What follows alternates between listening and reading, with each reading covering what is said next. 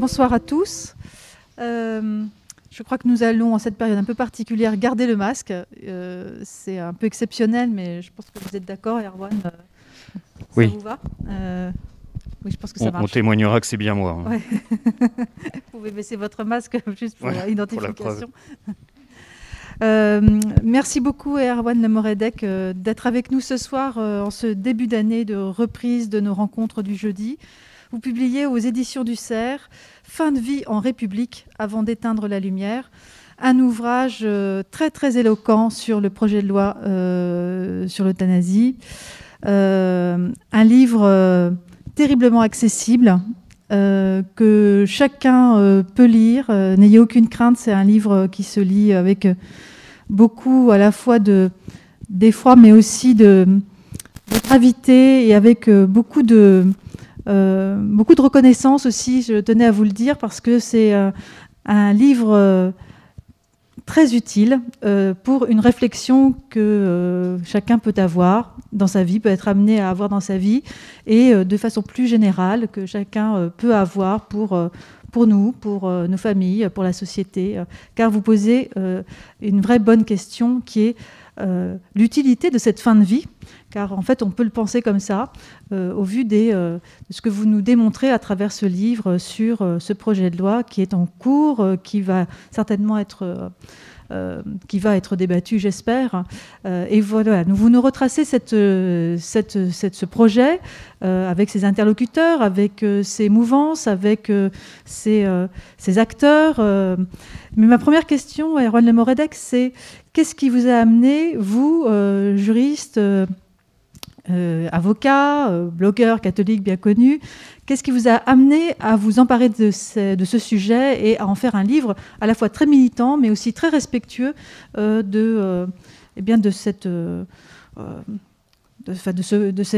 pas de cette loi, mais en tout cas de ce que ça pose en tout cas comme problème et comme question vitale en fait, comme question essentielle.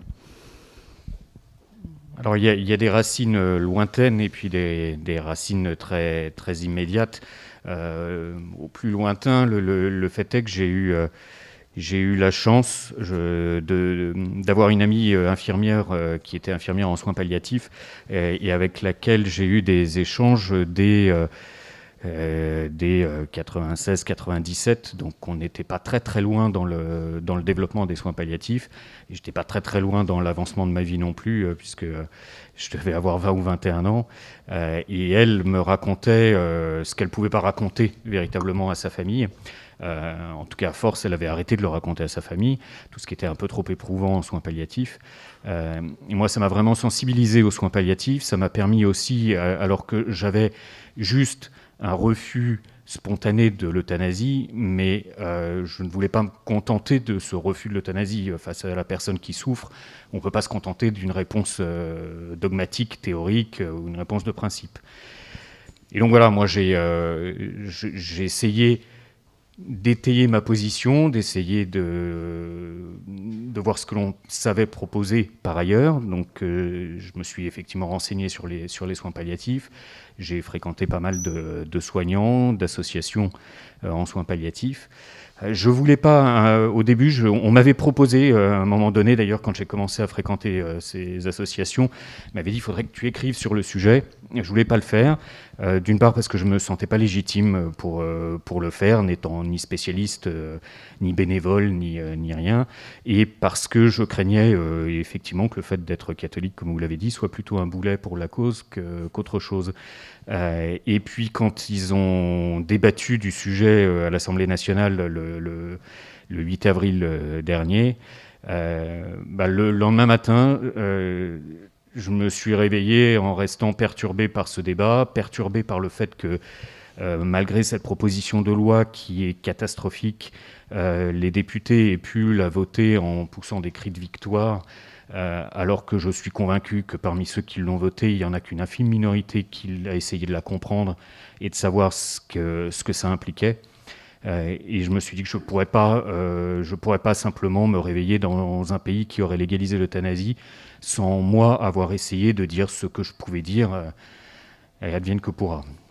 Alors effectivement, vous venez de le dire, à la lecture de votre livre, on s'aperçoit que, en fait, quand on ne s'intéresse pas ou si on ne s'est pas intéressé à ce qui s'est passé à l'Assemblée nationale en termes de débat sur le projet il y a quelques mois, en fait, on ne soupçonne pas en fait tout ce que ça implique. Voilà, l'euthanasie, c'est quelque chose qui peut sembler être très radical, un choix posé et puis c'est fini. Mais en fait, c'est bien plus subtil et douloureux que cela. Et ça, c'est une réalité que vous exposez très bien dans votre livre à travers 3 grands chapitres. Vous reprenez donc liberté, égalité, fraternité. Alors, aujourd'hui, juste avant de démarrer et très rapidement, où est-ce qu'on en est aujourd'hui par rapport à ce projet de loi ? Aujourd'hui, 27 janvier 2022, il y a eu des débats en avril dernier, en 2021. Aujourd'hui, quelle est un peu la séquence qui s'annonce éventuellement pour la reprise de ce débat ?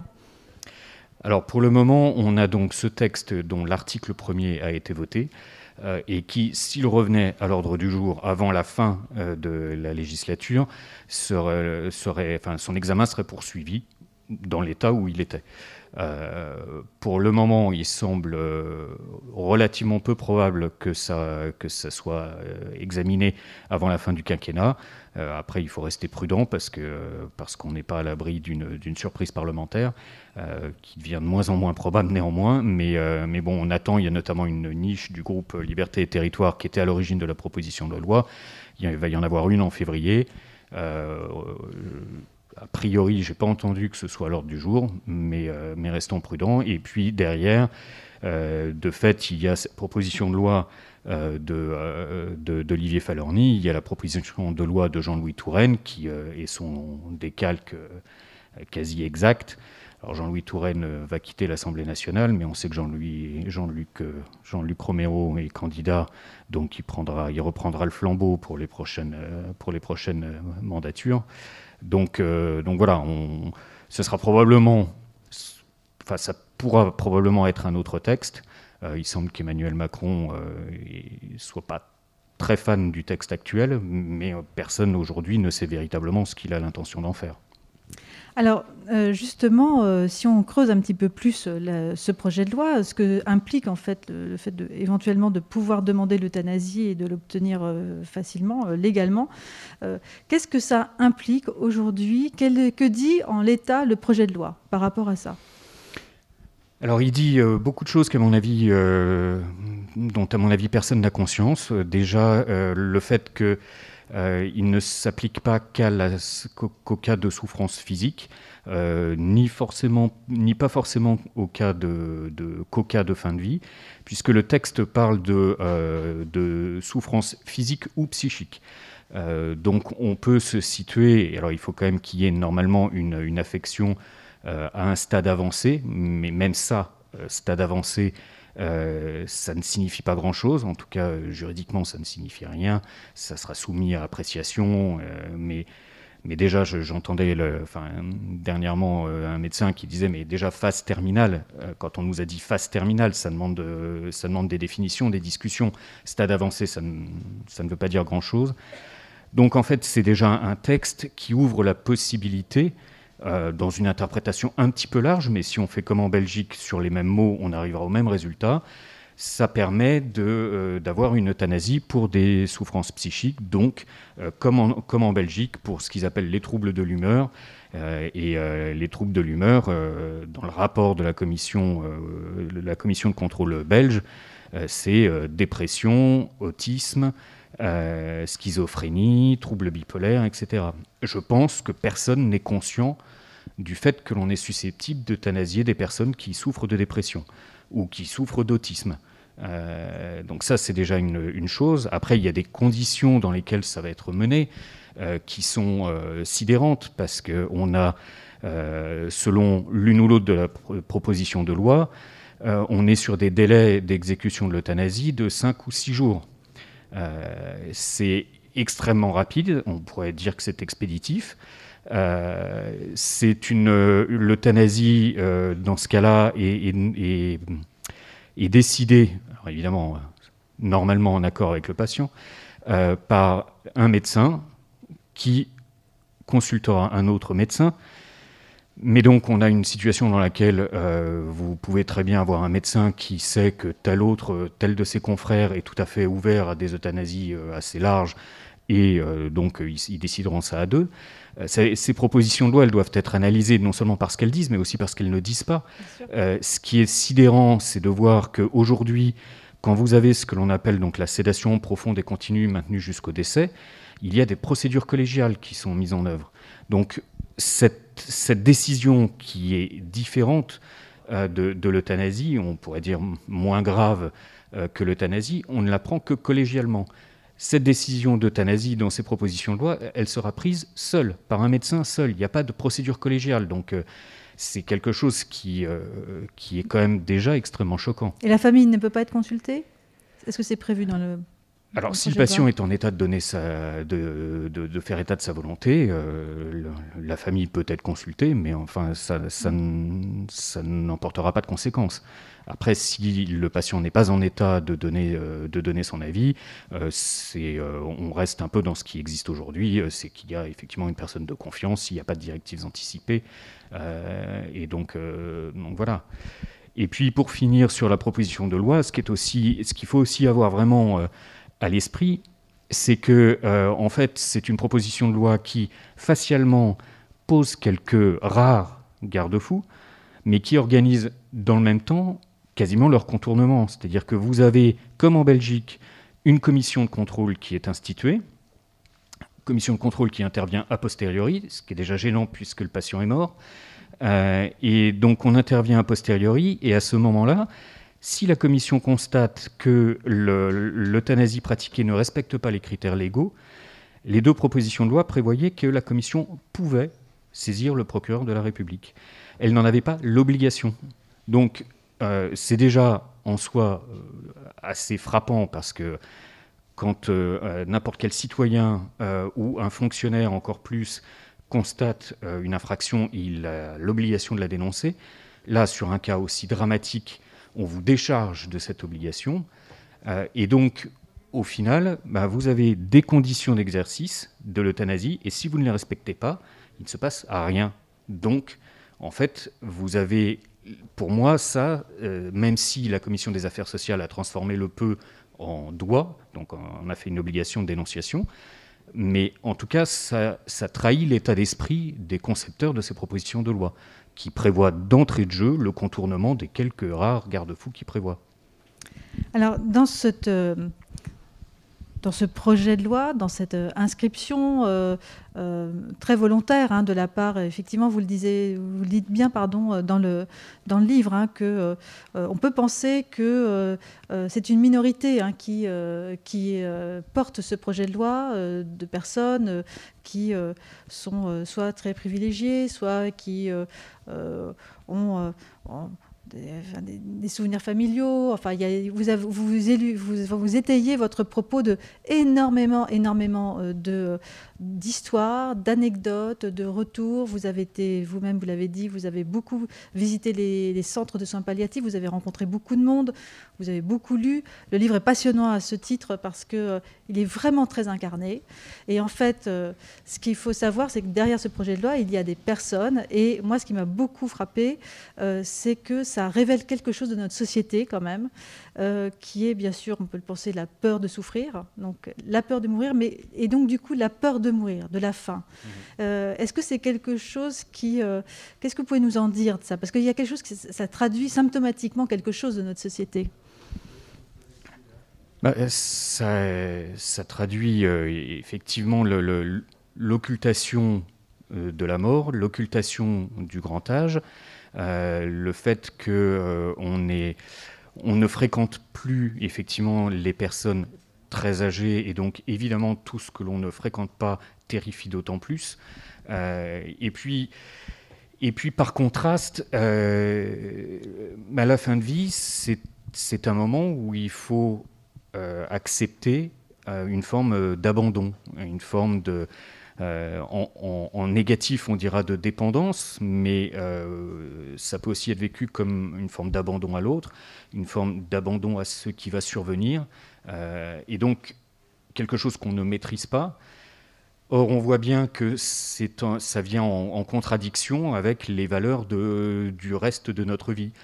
Tout le restant de notre vie, on est dans la performance, dans la vitesse, dans la maîtrise, dans les projets. On est toujours, je dirais pas sommé, mais enfin, on doit faire des projets. Et donc, il y a ce moment où, quand la mort approche, on change totalement et on doit pouvoir s'abandonner. Et là, je pense, et je voulais d'ailleurs remercier Marie de Henzel d'être présente ce soir, parce qu'elle m'a aussi ouvert pas mal de perspectives sur une expression qu'elle reprenait de psychanalyste Michel de Musan, qui est le travail du trépas. Oui, très beau texte. Et effectivement, très beau texte. Quelque chose qui est totalement mystérieux et inconnu de tous les Français bien portants, enfin de toutes les personnes bien portantes. Le fait qu'il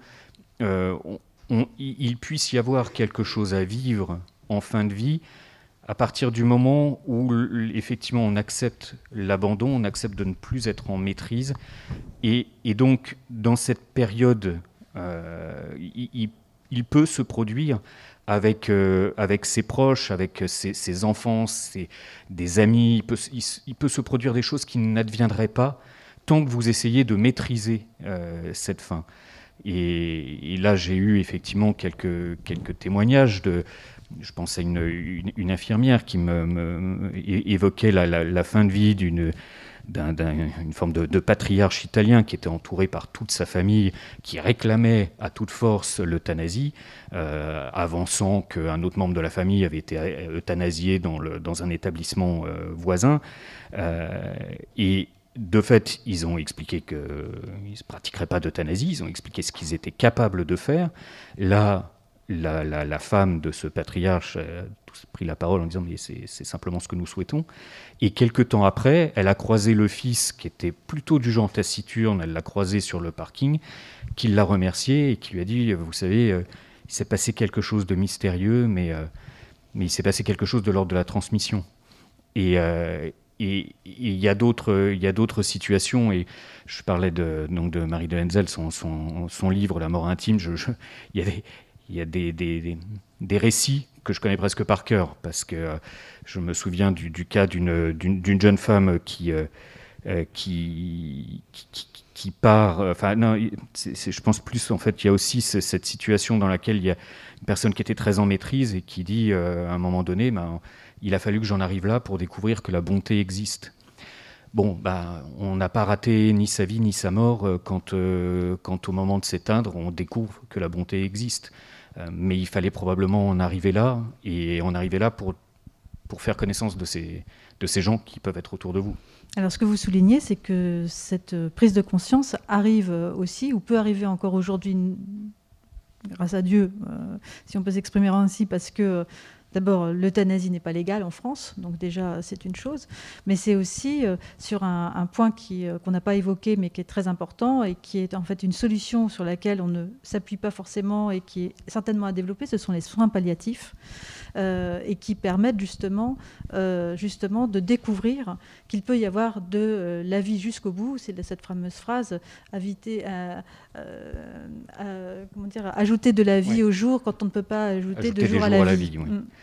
Oui, les soins palliatifs, effectivement, pour moi, c'est une des deux raisons de mon sous-titre. Quand je dis avant d'éteindre la lumière, c'est d'une part parce que c'est une expression qu'on emploie parfois dans le débat. En fin de vie, on dit « mais moi, je veux éteindre la lumière moi-même ».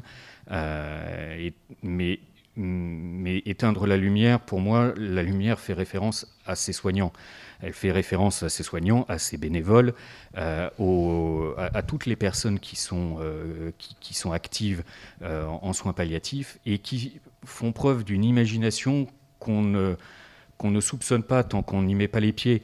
Les soins palliatifs, ça fait peur à tout le monde, évidemment. C'est un lieu qu'on n'a pas forcément envie de connaître. Et moi, je le dis, chaque fois que j'y suis allé, j'avais quand même un peu la trouille au ventre. Hein. C'est pas, une fois que j'y étais, c'était différent, mais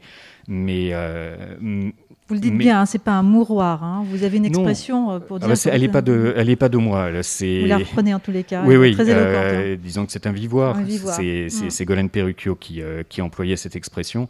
Et de fait, oui, quand on y est, c'est pas un endroit où on passe sans faire de bruit, en chuchotant, sans vie. C'est un endroit plutôt. Il y a des ateliers culinaires.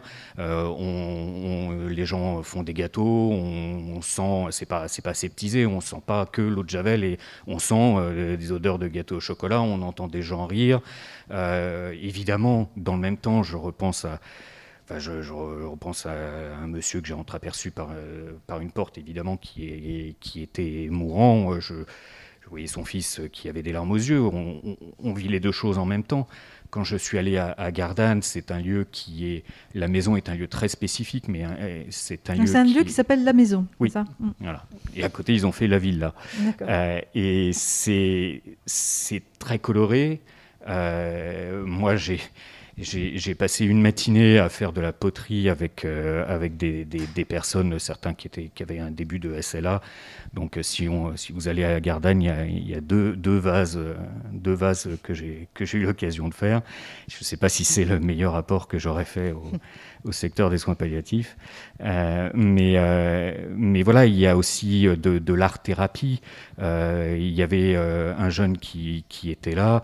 On a joué, alors le terme, la personne, l'art-thérapeute me disait, c'est un peu, on a joué au pendu. Bon, c'est sûr que ça peut sembler bizarre, mais enfin, en tout cas, on a joué à ça avec lui. C'est effectivement pas des lieux, sont pas des lieux sinistres, des lieux lugubres. Et moi, j'ai été vraiment, bouleversé par ces gens, et je repense à la maison quand on a eu une réunion de transmission. Enfin, si je peux, je suis très bavard. Hein, vas-y.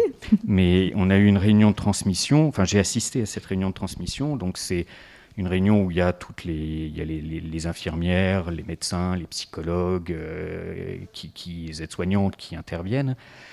Et puis l'infirmière qui était à côté de moi parlait du cas d'une jeune femme qui avait un cancer et puis d'autres problèmes, et aussi des problèmes psychologiques ou psychiques, et qui en fait avait giflé son père, parce que son père, je crois, lui avait rappelé que non, elle ne remarcherait pas. Donc elle avait giflé son père, et pendant un quart d'heure, on a parlé de ça, et on a parlé du père, en disant ce monsieur, quand je le vois arriver, il est pas bien, il est rouge, on voit bien qu'il a dû pleurer longtemps, et puis il se posait la question de voilà, comment se positionner vis-à-vis de la fille et du père. Et à un moment donné, j'ai voulu les provoquer un peu. Je leur ai dit, vous m'excuserez de vous provoquer, je leur ai dit, mais votre cliente, c'est la fille, pourquoi vous occupez du père, et la réaction était immédiate, en disant, mais parce qu'on est humain. Et puis la psychologue a poursuivi en me disant, mais vous savez, quand on intervient en soins palliatifs, on est intégralement là. On arrive le matin, on est là avec notre technicité, notre savoir-faire, mais notre tripes, notre âme, et c'est toute notre personne est notre instrument de travail. Et voilà, moi, c'est vraiment cette lumière que je ne veux pas voir éteindre, parce que au-delà même de la fin de vie, c'est un tellement beau témoignage pour la société. Une autre chose simplement, quand j'étais allé à Puteaux, j'avais découvert qu'on pouvait avoir des séjours de répit pour soulager les proches. C'est-à-dire qu'il y avait une personne qui était là, qui était la personne malade, qui était là pour 3 semaines. Elle était là pour soulager sa fille qui n'en pouvait plus. Bon, c'est des choses comme ça, je me dis, on doit savoir qu'aujourd'hui, en France, on fait ça, on sait faire ça, on sait avoir des médecins qui restent au pied d'un lit pendant 1 heure, 1 heure et demie à être présents simplement auprès du patient dont on refait le pansement, alors que ce n'est pas le médecin qui refait le pansement. Ça existe, et ça, on doit le chérir comme un trésor. Alors, en fait, ce livre et d'autres, vous posez une question qui, en fait, que je tire là ici d'une citation que vous, enfin d'une phrase d'une question que vous citez de Pierre d'Aréville, qui dit en fait, la vraie question, c'est que l'humanité voulons-nous être ? Oui, c'est moi ce qui me frappe aussi. Ça, c'est la vraie question. En fait. Ah bah, c'est effectivement pour notre société. On le voit spécialement dans ce domaine-là, quelque part on marche sur la tête. Quand on dit qu'il faut remettre l'homme au centre de toute chose, souvent ça me semble être une formule très théorique. Mais là, et quand on fait le rapprochement avec l'actualité immédiate, ce qu'on entend sur les EHPAD, il se passera quoi demain ? En fait, on a des situations dans lesquelles on a parfois un traitement des personnes qui n'est pas digne. Et pour répondre à ce traitement qui n'est pas digne, on va finir par dire on a l'euthanasie, ce qui n'empêchera pas de continuer du coup à avoir un traitement qui n'est pas digne. Au lieu de prendre le raisonnement dans le bon sens et s'interdire de solutionner la situation comme ça et de se battre pour reconquérir cette dignité. C'est effectivement voilà, soit on sacrifie à l'efficacité. Je vais faire une référence religieuse, mais quand le pape parle du paradigme technocratique, je trouve que ça s'illustre de façon cruciale dans ce domaine-là. Parce qu'effectivement, on sacrifie à la maîtrise, on sacrifie à la technique. Quand on parle des souhaits, le fils de cette femme disait, mais vous dites que son souhait le plus cher était d'être euthanasié. Moi, je vous dis que dans ses courriers, elle me disait que son souhait le plus cher, c'était d'être grand-mère. Et cette femme était effectivement, alors dépressive chronique, donc effectivement, c'était une douleur particulière, mais elle était dépressive. Si on commence à donner acte aux personnes dépressives du fait qu'elles veulent en finir, on n'a pas fini, j'allais dire. Et donc, il a administré une euthanasie. Il a été interrogé par une journaliste américaine du New Yorker qui lui demande d'une part s'il ne craint pas d'avoir pu influencer sa patiente. Il ironise là-dessus. Et quand elle le relance, il lui dit « Cette femme a fait la seule chose digne de son existence, le reste de sa vie n'étant qu'un horrible gâchis. » Et c'est quelqu'un comme lui qui est finalement chargé d'évaluer l'éthique des euthanasies en Belgique. C'est quelqu'un comme lui qui est finalement le président de cette instance dans ce système belge qu'on nous présente comme un remède à la toute-puissance médicale et au mandarinat, etc. Mais enfin, il est l'illustration la plus extrême de la toute-puissance médicale, du surplomb médical, quelqu'un qui ose poser un jugement aussi catégorique sur la valeur de la vie de quelqu'un, c'est assez insupportable. Et il avait encore eu cette phrase, qui est moins insupportable, mais en soi très révélatrice. Dans un reportage, c'était un complément d'enquête en 2014, on lui parle des conditions d'exercice de la commission, et à un moment donné, un peu énervé, il dit nous ne contrôlons que ce qui nous est déclaré. Les cas douteux, évidemment, ils ne sont pas déclarés, donc on ne les contrôle pas. Ce qui montre l'inanité totale du système belge. Oui, et puis voilà, c'est la certitude qu'en fait, on ne contrôle que ce qui est conforme, on déclare que ce qui n'est pas censé poser de problème, et en fait, il y a des études qui permettent de dire qu'il y a vraisemblablement la moitié des euthanasies qui ne sont pas déclarées en Belgique. Donc on est aveugle sur 50% des euthanasies, on ne sait absolument pas dans quelles conditions elles sont pratiquées. Et parmi celles qui sont pratiquées, le système belge, c'est pas tellement la loi qui a évolué, parce qu'en fait, il y a eu une extension aux mineurs. Ça, c'est une vraie évolution. Mais en revanche, cette commission, elle, a pris sur elle d'interpréter la loi toujours dans un élargissement, avec des élargissements tels qu'elle a considéré qu'effectivement ouvrait droit à l'euthanasie l'existence d'une polypathologie. Polypathologie, en fait, c'est ce qu'on appelait la vieillesse. à un certain âge, avoir de l'arthrite, une légère incontinence et la vue qui baisse, oui, c'est une polypathologie. Mais en fait, vous avez des euthanasies pour polypathologie.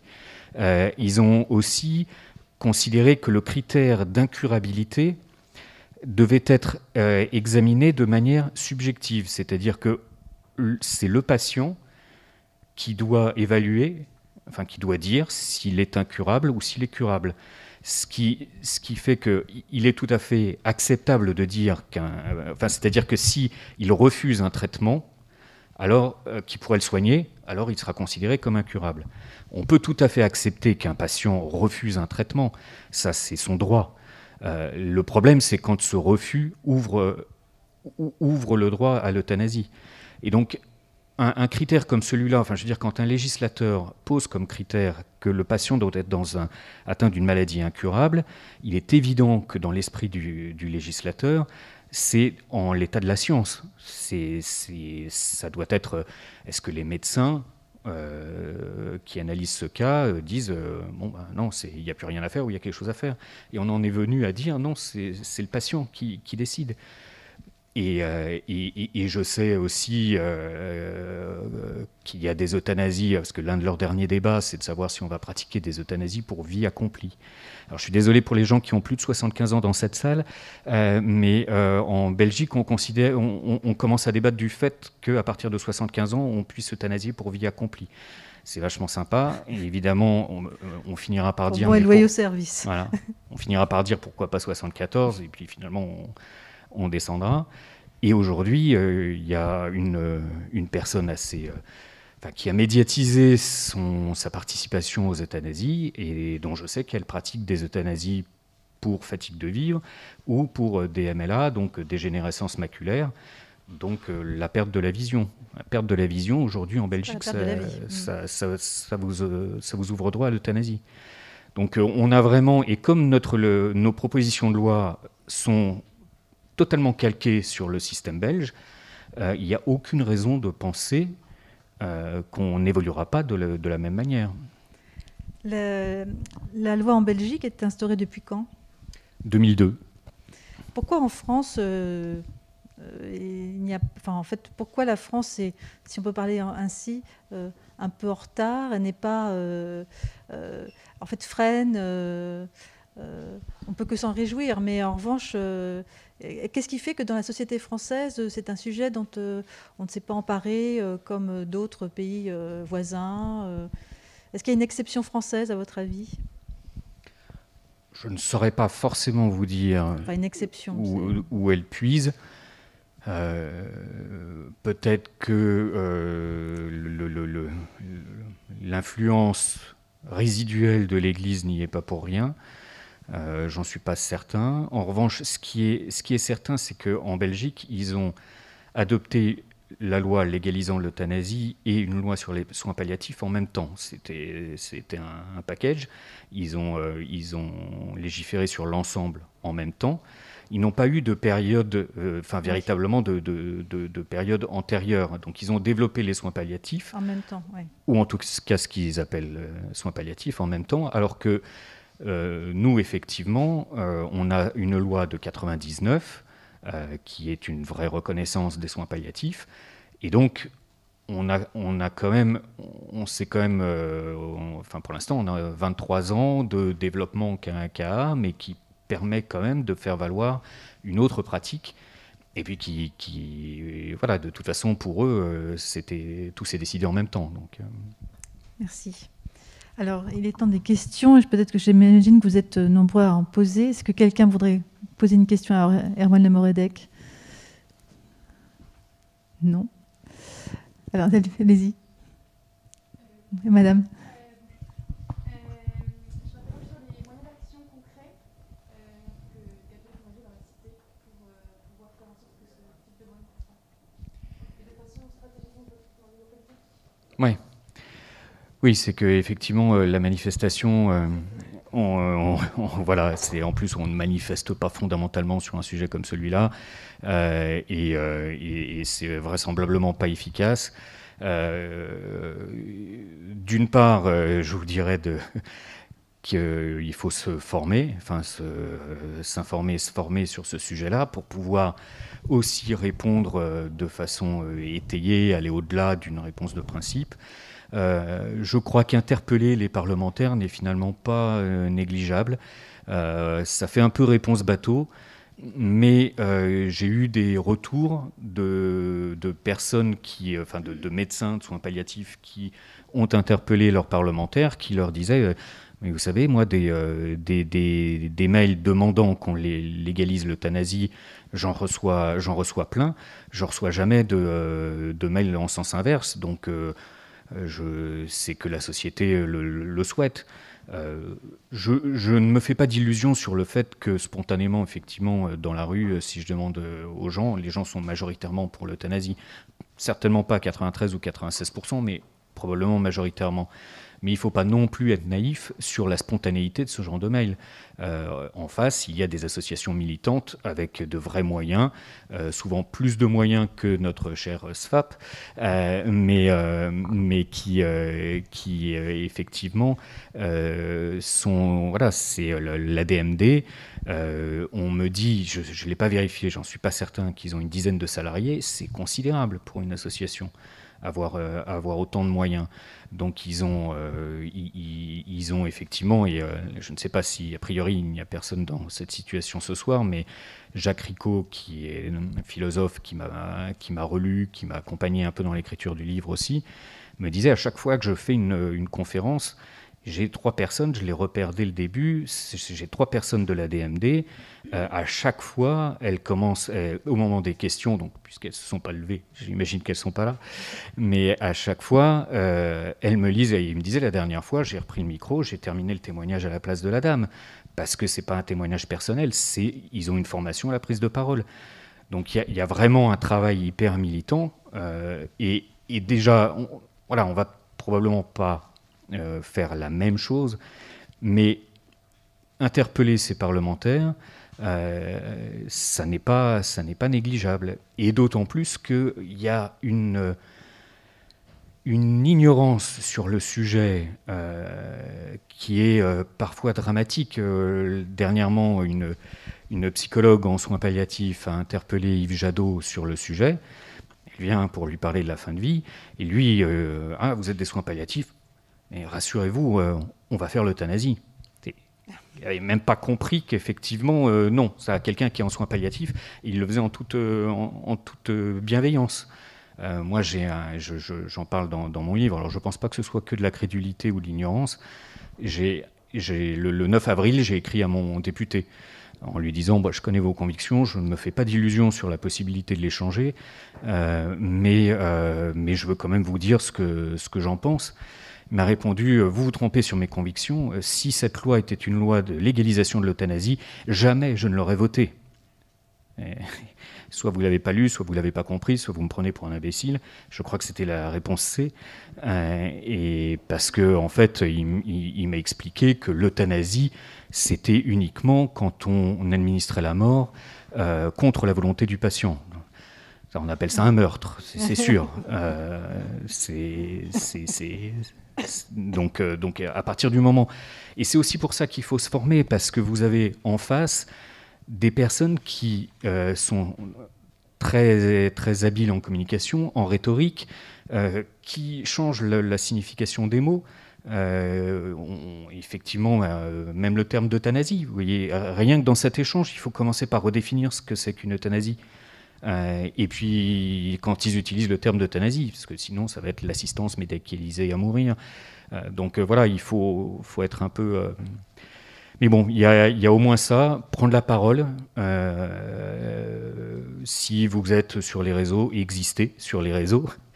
Parce que mine de rien, c'est important, parce que c'est un témoignage aussi pour les gens, enfin le terme m'échappe, mais ceux qui prennent les décisions, enfin je veux dire que ce soit le milieu politico-médiatique, à tort souvent prend Twitter pour l'image de la société, mais enfin voilà, faut faire avec ça. Donc faut être présent, il faut dire les choses. je crois, malgré votre masque et le fait qu'on ne soit pas beaucoup rencontrés, que j'identifie votre pseudo. et donc, je vous fais confiance pour dire les choses avec délicatesse. Mais de fait, voilà, il faut le faire, quoi. Il faut le faire aussi pour que les décideurs, ça y est, j'ai retrouvé mon super terme quand même, ça m'échappait, que les décideurs voient que c'est pas quelque chose qui va juste passer comme ça, comme une lettre à la poste, qu'il y a un petit peu de résistance et un petit peu de débat. Et puis, dernière chose, si vous contactez vos parlementaires, dites-leur de se rapprocher des centres et des unités de soins palliatifs. Chaque fois, ou presque, qu'il y a des visites de députés dans des unités de soins palliatifs, ça modifie radicalement leur perception. Je ne dis pas que c'est forcément d'une grande pérennité, j'en sais rien, mais en tout cas, ils découvrent tout pour la plupart. Donc ça peut être quelque chose à faire. Merci. Madame, madame, et puis après monsieur, et monsieur. Madame.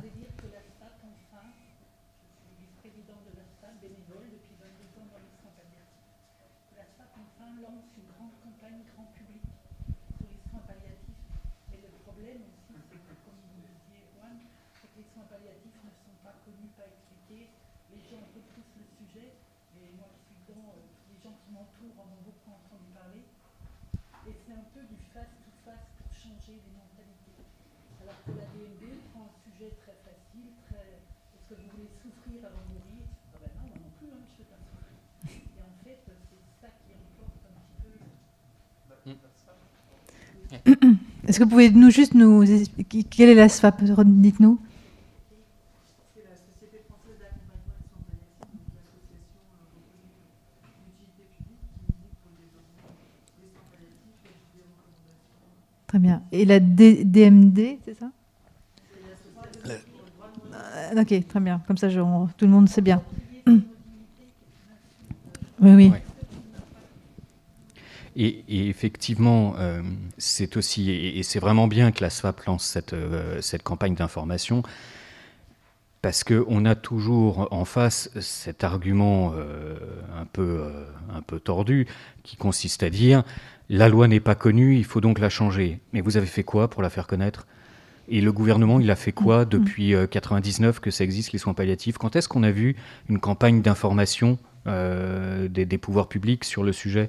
Alors évidemment, et puis alors moi qui suis avocat, si on me dit que toutes les lois qui sont méconnues, il faut les changer ou les supprimer, non, on va en supprimer un bon paquet. Donc non, évidemment, ça n'est pas un argument, mais de fait, voilà, nous dire que cette loi est inconnue, mais les gens d'abord n'ont pas envie de l'entendre, n'ont pas envie de la connaître, et donc si on ne va pas vers eux, si on ne fait pas des campagnes d'information, la connaissance de la loi Claes-Leonetti vous tombe pas dessus comme ça. Monsieur. Quelles sont aujourd'hui les opinions des différentes familles politiques, lesquelles sont les plus motivées, les plus frileuses, les plus changeables et du coup motivées au sein des... Il n'y avait pas de petit A, hein, en fait. Je suis désolé.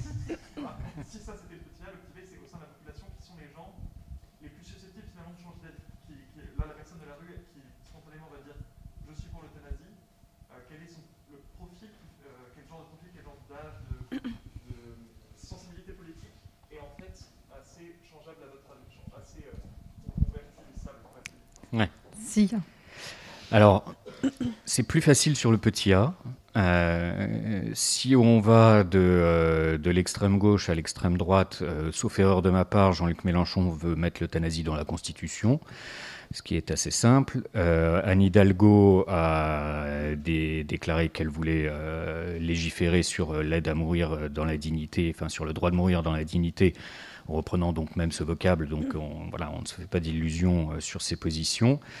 Emmanuel Macron, pour l'instant, c'est un grand flou. La seule chose que j'ai vu transparaître, c'est la volonté de mettre dans le débat électoral la proposition d'une convention citoyenne sur la fin de vie. Je ne suis pas sûr qu'on ait besoin de débattre d'une convention, mais bon. À droite, je pense que Valérie Pécresse a été bien informée sur le sujet, voire bien briefée, parce que la position qu'elle a prise témoignait d'une vraie connaissance des soins palliatifs et même des termes employés. Elle disait qu'avant de légaliser l'euthanasie, il faudrait avoir suffisamment développé les soins palliatifs, les rendre accessibles et diffuser une culture palliative dans toute la médecine. Donc voilà, je voudrais bien ne pas trahir de préférence, en tout cas sur ce sujet-là, mais là c'est quand même assez clair. Ensuite, écoutez, Éric Zemmour est plutôt contre, mais du bout des lèvres. Marine Le Pen, à ma connaissance, ne s'est pas exprimée là-dessus. Mais après, il faut savoir que malgré tout, ça traverse tout l'échiquier. Et je me souviens que et tenez, je vois quelqu'un hocher de la tête, il faudrait quand même que je signale qu'il y a un député communiste qui s'est exprimé à la tribune de l'Assemblée en avril dernier, s'est prononcé contre l'euthanasie de façon assez courageuse et cohérente, parce que je pense que pour moi c'est la seule, même si on va me dire que venant de quelqu'un de droite, ou en tout cas issu de la droite, c'est paradoxal, mais c'est pour moi la seule position de gauche cohérente. Mais donc, quand je dis que ça traverse tout l'échiquier politique, je me souviens qu'il y avait eu une espèce de congrès du Front National et la population était très, très, très largement, se prononçait pour l'euthanasie. Donc, Alors après, qui sont les gens et quelles sont les motivations là, je crains que ce soit un petit peu long d'essayer de faire le panel. Ce qu'il faut aussi voir sur ce sujet comme sur beaucoup de sujets et respecter, c'est que les gens parlent avec leur histoire. Ils parlent avec leur tripes, ils parlent avec la peur de la mort, la peur de la douleur, etc. Ils parlent avec leur deuil. Beaucoup vous parlent en ayant en tête la mort d'un proche, la mort d'une mère, d'un père, et ce qu'ils ont mal vécu, ce qui parfois a été authentiquement dramatique, parce que, oui, il arrive qu'il y ait des morts, des conditions de mort scandaleuses. Donc beaucoup parlent avec ça. Après, je pense qu'il y a des motivations et des motivations qui sont philosophiques, qui sont parfois plus compliquées à contester, parce que c'est de l'ordre vraiment de la conviction, et notamment sur la liberté et sur le fait que je dois être libre et je veux maîtriser ma fin de vie. Je vous avouerai que si certains d'entre eux pouvaient lire mon livre, ce serait bien, parce qu'ils pourraient avoir le cheminement complet. C'est toujours difficile typiquement hier ou avant-hier, j'ai une tribune qui est parue dans Actualité. J'essaye d'avoir un raisonnement à peu près nuancé, pas trop péremptoire, et la réponse qui me vient, c'est je dois être libre de décider de ma fin de vie. Et puis en prime, on m'explique que, et puis si les gens ne sont pas en état de donner leur avis, il est normal que ce soit des proches qui décident de leur euthanasie. Donc voilà, une situation où effectivement, quand quelqu'un aura Alzheimer, il serait normal que ses enfants disent maintenant il faudrait l'euthanasier. Donc voilà, j'ai parfois le sentiment de vider la mer avec une petite cuillère, mais il faut essayer. En fait, c'est ce qui transparaît à travers toutes les pages de votre livre, c'est que la situation peut toujours basculer. C'est-à-dire, bien sûr, on a aussi la chance en France d'avoir une structure palliative qui est quand même plutôt bien diffusée, élaborée, avec des médecins et un réseau, même si tout n'est pas parfait, et que le réseau palliatif, de soins palliatifs pourrait être beaucoup plus conséquent en France. Mais c'est qu'à travers ces unités-là, en tous les cas, là où on décide, on aimerait vouloir mourir ou faire mourir, en fait, souvent, c'est vous dites très rapidement, et après, nous allons conclure, mais vous évoquez de façon très claire le cas de ce couple dont la femme est très souffrante et le mari, en fait, elle a très peur, et donc le mari veut accéder au souhait de sa femme qui veut mourir, et donc il veut qu'on lui administre. Et puis, en fait, le corps médical arrive à lui faire comprendre que en fait, on va l'aider, qu'on va petit à petit arriver à cheminer, à faire rebasculer en fait la décision du couple, en fait, et en fait, elle s'apaise, elle peut dormir tranquillement, et en fait, elle n'aura jamais besoin d'être euthanasiée, parce que et avec le plein, et ça, c'est voilà, c'est bien la preuve que accompagner. Et en plus, c'était une situation qui s'est produite en Belgique, et ce que me disait en plus l'infirmier qui m'en parlait, c'était quelqu'un qui prenait 32 médicaments. Et il me dit, mais il y a aussi une réflexion en amont. Comment est-ce qu'on en arrive à prescrire 32 médicaments à une personne qui, de toute façon, effectivement, s'acheminait vers sa fin de vie. Et évidemment que quand en gros votre journée est rythmée par les heures de prise de médicaments, etc., cette femme avait essayé de se suicider à plusieurs reprises. C'est aussi, et ça c'est aussi quelque chose que j'ai découvert en travaillant le sujet. On a une trouille de l'acharnement thérapeutique, mais les soins palliatifs sont nés du refus de l'acharnement thérapeutique. Et j'ai eu l'occasion de rencontrer le père Verspieren, qui est un des pionniers de l'introduction des soins palliatifs en France, et qui me disait, en fait, dans les années 70, à un moment donné, il dirigeait la revue Laennec, il a reçu un courrier d'une famille qui était scandalisée par le traitement qu'on avait infligé à leur mère, de la réanimer, alors qu'il n'y avait effectivement plus rien à faire. Lui en a été touché, il l'a juste publié dans la revue. Il a reçu des dizaines de lettres de médecins qui, en fait, s'interrogeaient à partir du moment où notre médecine nous permet d'arriver très très loin et de maintenir en vie et dans des conditions qu'on ne connaissait pas les siècles d'avant, les médecins à ce moment-là se sont posé la question éthique, à quel moment je me retire et à quel moment on arrête. Et c'est aussi ça qui a lancé les soins palliatifs. Donc, c'est... Merci beaucoup, Erwan Le Moredec. Merci. C'est un ouvrage formidable qui est extrêmement pédagogique et qui nous invite à une énorme et véritable réflexion de fond pour nos vies. Merci beaucoup.